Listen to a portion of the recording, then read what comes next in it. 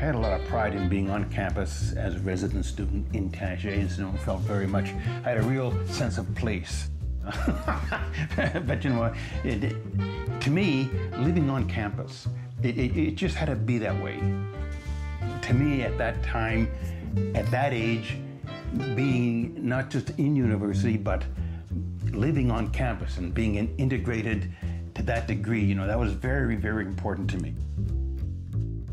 And I was a second-year art student in Native Studies, living with predominantly male engineering and all kinds of engineering, electrical, mechanical. And I didn't know anything about engineers. I also didn't know to what extent the animosity between engineering students and artsy students was until I actually got there. I really learned the hard way. Looking around, I was quite impressed that the first thing that struck me was that the students seemed to run everything. Of course, there were the directors in the office, but they had abdicated certain responsibilities as long as we took care of it, particularly the discipline board, D-board is what we call it. And it was run by the student members of the student council, and for fighting, having liquor in the hallways, things that you could get kicked out for, but we actually had trials. We actually had witnesses, and we had a jury, and for and against, and all this sort of stuff that we would decide what the punishment would be. But it was all deadly serious stuff, because we knew if we didn't take care of business, the good times wouldn't last. No, there's no real hazing. We had heard stories from previous generations about what goes on there, so I was expecting the worst, but nothing really happened. We had lots of shenanigans. It was all in good fun. There was no one got hurt, and there was not too much damage. The first week is called Orientation Week or Frosh Week. It's just party after party after party every night. You could prank the first-year students a lot easier. And I think by the time you've lived in residence for 2 years, then you kind of have things figured out on, when is the best time to eat, when is the best time to study. For my first year here, I went on a raid in the women's residence. Well, they call them panty raids. I didn't see any panties. All they did was pour water all over the girls, and they poured water back on us. Yet nothing broke in. We didn't break anything. And I didn't do this, but I heard that on a couple occasions. The guys would take water and throw it on the floor and run down and jump on their bellies and do naked belly surfing down the marble floors. Some guys put plywood across the shower stalls, because it was like showers off the gym.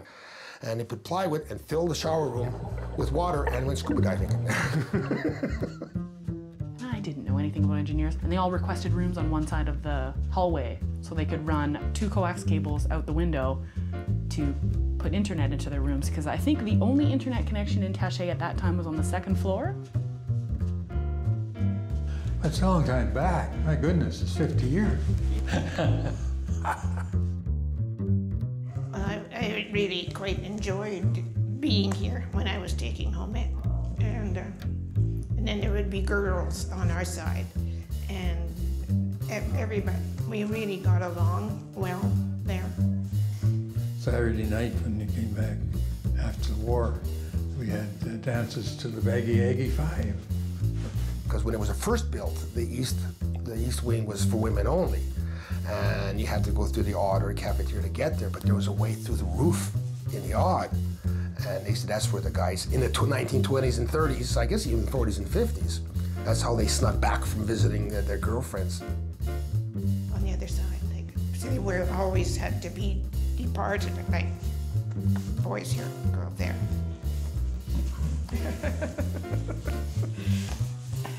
That's right.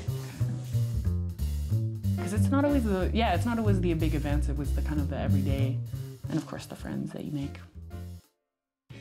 There was something to do every single night, some kind of event. Or if there's nothing going on, people would just keep their doors open the whole time. So you go down a hallway, there'd be all these open doors. And that, if you see an open door, that means come in, come hang out. To me, being a university student was a really big deal. And I was going to be a capital S student. And that meant hitting the books. You get back from class, you think you're going to study, but you see a dude down the hallway has his door open, playing some music that you like. So you're just going to go down and sit in there for a bit, maybe play some video games, and before you know it, it's 11 o'clock. You haven't done a thing. You kind of have to grow up really fast. No, it was probably the best years of my life. And when I made my last speech, I said that this, you will look back at these as your best years of your life. Time almost is compressed. Your little microcosm of the world is compressed, your society is compressed, because you have all these elements of society, you have all the, the different kinds of people that live there, squished into one, but you also have time. It's almost like time is compressed because you know your time is limited. You're gonna have to leave and either go home or go to work, or so you want to do everything and you want to experience everything and you want to drink everything and eat everything and meet every person and meet every guy, and it's because you're living kind of, this is it. So by the time I walked out of that place, I had a BA, an MA, and a fiance. Isn't that great?